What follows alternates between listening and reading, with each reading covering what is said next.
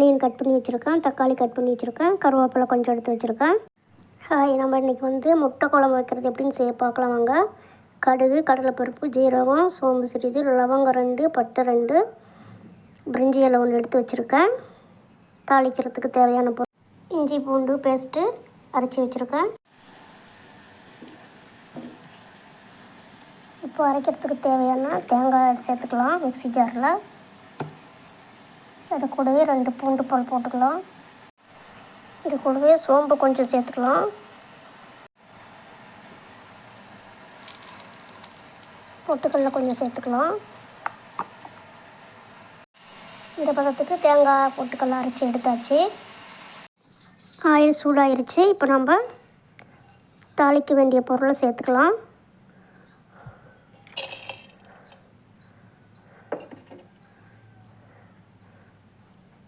நல்லா செவந்து பொரிஞ்சு வெடிக்கட்டும். கடுகு வெடிக்குது. இந்த சமயத்தில் நம்ம ஆனியன் சேர்த்துக்கலாம்.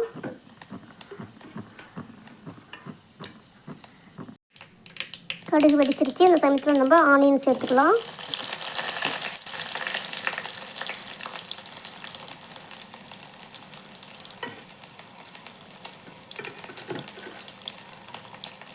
ஆனியன் நல்லா வணங்கட்டும்.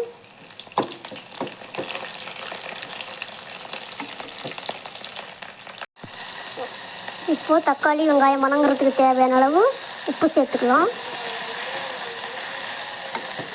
தக்காளி வெங்காயம் வணங்கிடுச்சு. நம்ம இது கூட அரைச்சி வச்சுருக்கிற இஞ்சி பூண்டு தக்காளி பேஸ்ட்டு சேர்த்துக்கலாம்.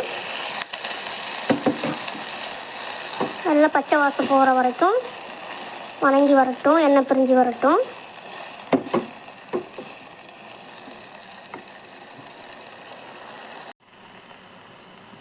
மஞ்சள் தூள் சிறிது சேர்த்துக்கலாம். தனி மிளகாய் தூள் கொஞ்சம் சேர்த்துக்கலாம்.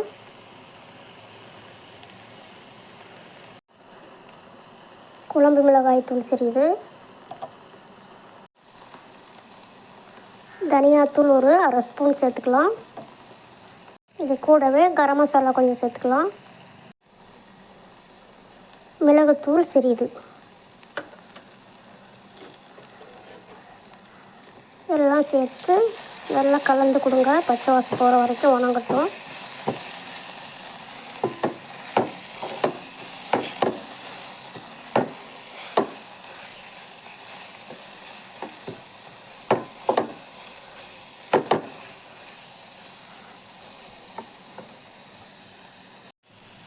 இந்த சமயத்தில் கொஞ்சம் தண்ணி சேர்த்துக்கலாம். அந்த மசாலாலாம் பச்சை வாசம் போகிற வரைக்கும் கொதிக்கட்டும்.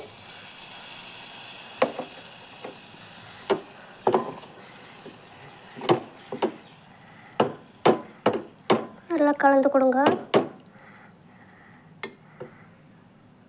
கொதித்து எண்ணெய் பிரிஞ்சு வருது பாருங்கள். இந்த சமயத்தில் தேவைக்கு அளவு உப்பு சேர்த்துக்கலாம். ஏற்கனவே கொஞ்சம் சேர்த்துருக்கலாம் தக்காளி வெங்காயம் வணங்கும் போது. இன்னும் கொஞ்சம் நேரம் கொதிக்கிட்டு ஒரு 2 நிமிஷம் பச்சை வாசம் போகிற வரைக்கும் கொதித்து எண்ணெய் பிரிஞ்சு வரட்டும். இந்த சமயத்தில் நம்ம அரைச்சி வச்சுருக்கிற தேங்காய் சேர்த்துக்கலாம்.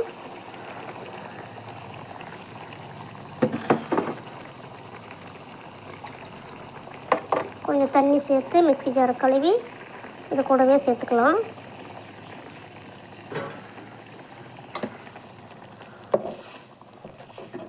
நல்லா கலந்து கொடுத்து பச்சை வாசம் போகிற வரைக்கும் கொதித்து வரட்டும்.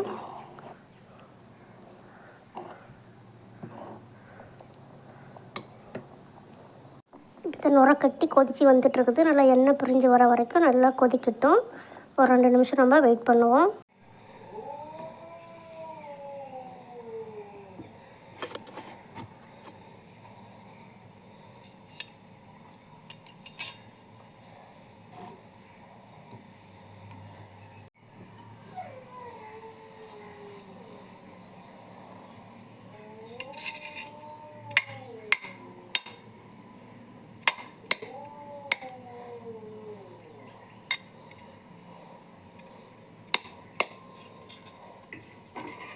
குழம்பு நல்லா கொதிச்சிருச்சு. இந்த சமயத்தில் நம்ம முட்டையை உடைச்சி ஊற்றிக்கலாம்.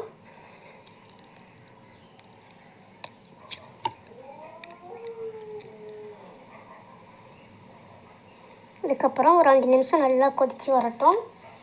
எண்ணெய் பிரிஞ்சு வர வரைக்கும் கொதித்து வந்துச்சுன்னா நமக்கு முட்டை குருமா ரெடி ஆகிடும்.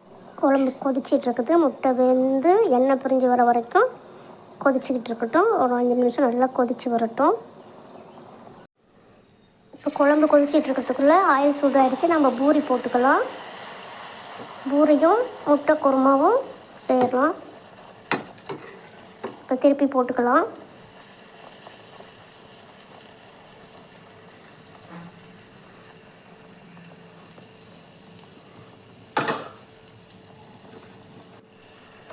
அடுத்த பூரி இன்னொன்று போட்டு திருப்பி விட்டு வச்சு பாருங்க. கொஞ்சம் புஷ்ஷுன்னு வந்திருக்கு பாருங்கள். இப்படி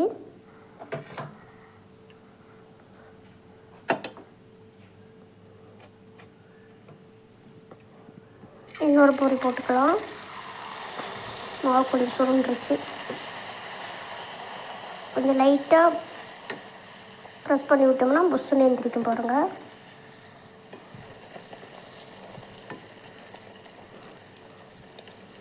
பூரியும் ரெடி ஆயிடுச்சு.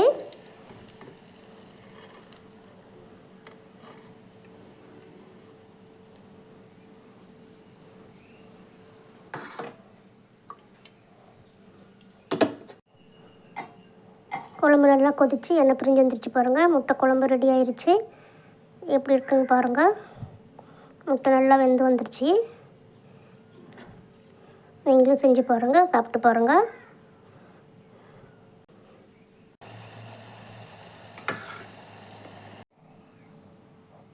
சூடான பூரியும் முட்டை குழம்பும் சாப்பிட்லாம்.